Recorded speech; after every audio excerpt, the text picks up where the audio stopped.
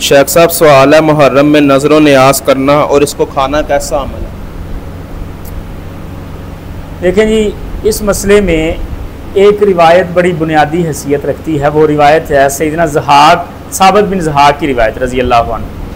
اور نبی کریم صلی اللہ علیہ وسلم کے دور میں وہ کہتے ہیں ایک شخص آیا اور آگے کہنے لگا میں نے بوانہ جگہ پر نظر مانی ہے کہ میں وہاں جا کے اونٹ ذبح کروں گا، تو کیا میں کر لوں؟ نبی کریم صلی اللہ علیہ وسلم نے کچھ سوال کیے اس سے.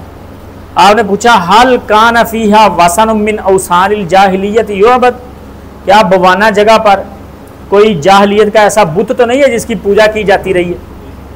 اگر ایسا ہے تو پھر وہاں جا کے نظر نہیں پوری کرنی. نمبر 2، نبی کریم صلی اللہ علیہ وسلم نے پوچھا حل کان فیہا عید من اعیادہم، وہاں کوئی عید تو نہیں منائی جاتی؟ اگر کوئی عید وہاں لوگ مناتے ہیں، تو چاہے نیت اچھی بھی تیری ہے تو پھر بھی تیری نظر نہیں ہوگی.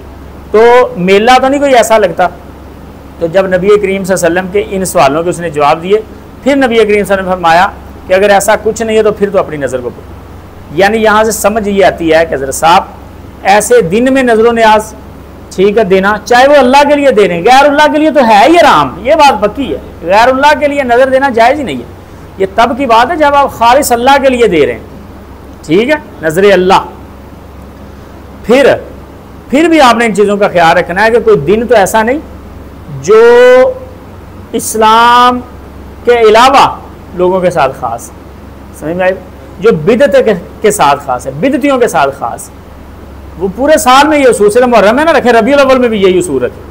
سمجھ میں آئی بات؟ ربیع الاول میں بھی یہی اصول ہے کہ جو دن کسی کے ساتھ خاص ہو گیا، جو جگہ کسی کے ساتھ خاص ہو گئی، جو طریقہ کسی کے ساتھ خاص ہو گیا، اس طریقے سے آپ خالصتاً اللہ کے لیے بھی نہیں دے سکتے. سمجھ میں آئی بات؟ تو یہ تو ہے ہی نہیں اللہ کے لیے، یہ تو اور بڑی چیزوں کے لیے آپ کو پتہ ہی ہے، سب لوگوں کو پتہ ہے کہ کیا کیا اس میں نیتیں کی جاتی ہیں.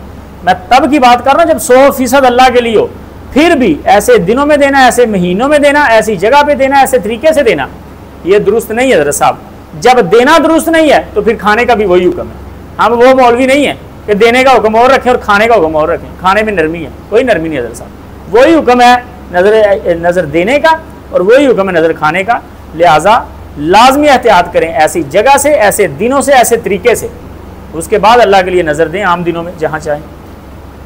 شیخ صاحب جیسے مطلب کہ کچھ لوگ اہل حدیث ہیں، وہ کھانے کے قائل نہیں ہیں، وہ لیکن اگر ان کے یار دوست رشتہ دار دے دیں رکھ لیتے ہیں، لیکن آگے بریلویوں کو دے دیا جس کے قائل ہیں، یا پرندوں کو ڈال دیا، اس کا کیا حکم ہے پھر؟ اچھا، بہتر تو یہی ہے کہ آپ سامنے والے کو بتائیں کہ سب ہم نہیں اس چیز کو، بلکہ اس کو تبلیغ کریں. کیا ہو جائے گا اس سے؟ اگر وہ اپنا نظریہ ڈنکے کی چوٹ پہ بیان کر رہا ہے تو آپ کو کیا جھجک ہے بیان کرنے میں؟ آپ ڈنکے کی چوٹ پہ اپنا نظریہ بیان کریں کہ حضرت صاحب آپ میرے دوست ہیں، میرا تعلق ہے آپ کے ساتھ، بھائی ہیں، ساری باتیں ٹھیک ہیں، لیکن ہم یہ نہیں لیتے. کیوں نہیں لیتے؟ یہ دلیل ہے، یہ وجہ ہے، آپ اپنے پاس رکھ لیں. ٹھیک ہے، بہتر یہ ہے کہ آپ نہ لیں، کیونکہ یہ کوئی ایسی چیز نہیں ہے جو ایک خاص طبقے کے لیے حرام ہے.